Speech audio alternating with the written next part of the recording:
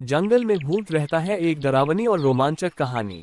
बहुत समय पहले की बात है, एक छोटे से गांव के पास एक घना और खौफनाक जंगल था। गांव वाले कहते थे कि उस जंगल में एक भूतनी रहती है जो हर रात जंगल के भीतर आवाजें करती है और उन आवाजों को सुनने वाले कभी वापस नहीं लौटते। गांव वाले इस जंगल से दूर रहते थे और बच्चों को उस तरफ जाने से सख्त मना करते थे। लेकिन जंगल के बारे में कहानियां तो बहुत थीं और ये कहानियां हर किसी को अपने अंदर खींच लेती थीं। ये कहानी एक युवक अर्जुन की है जो बहुत साहसी था और इन डरावनी बातों पर विश्वास नहीं करता था। उसे लगता था कि यह सब सिर्फ लोककथाएं हैं, डराने के लिए बनाई गई हैं। अर्जुन के मन में ठान लिया था कि वह उस जंगल की सच्चाई को जानकर ही रहेगा। एक दिन अर्जुन ने गांव वालों को बताकर जंगल में जाने का निश्चय किया। लोग उसे मना करने लगे, लेकिन अर्जुन ने किसी की नहीं सुनी और वह जंगल की ओर चल पड़ा। जंगल में घुसते ही अर्जुन को एक अजीब सी खामोशी का एहसास हुआ। आसपास के पेड़ ऊंचे और घने थे और सूरज की रोशनी भी मुश्किल से भीतर पहुंच रही थी।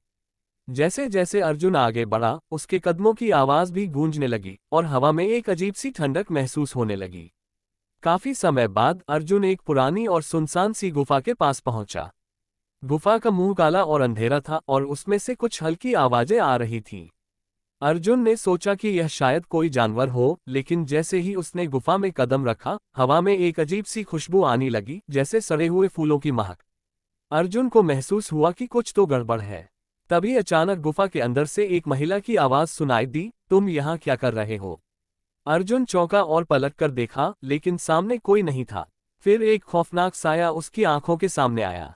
यह कोई और नहीं बल्कि उसी भूतनी का रूप था जिसके बारे में गांव वालों ने सुनाया था।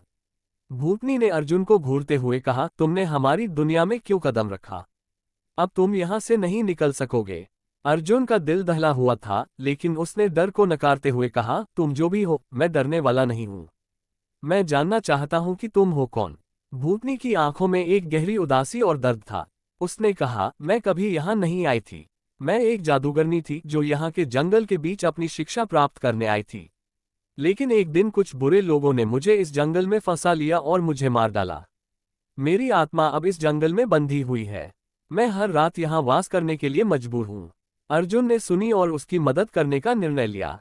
वह जानता था कि इस भूतनी को शांति तभी मिल सकती है जब उसका बदला पूरा हो। अर्जुन ने गांव में जाकर उस जादूगरनी की कहानी सबको बताई।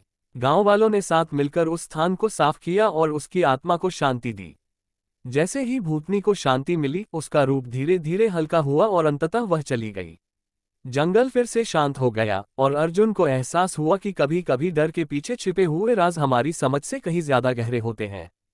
इस घटना के बाद अर्जुन को जंगल के बारे में और अधिक समझ मिली और गांव वालों ने उसे सम्मानित किया। उन्होंने कभी भी उस जंगल में जाने की भूल नहीं की, लेकिन अर्जुन का साहस हमेशा याद रखा गया। यही कहानी है उस जंगल में रहने वाली भूतनी की, जो अब शांतिपूर्वक अपनी जगह छोड़ चुकी थी।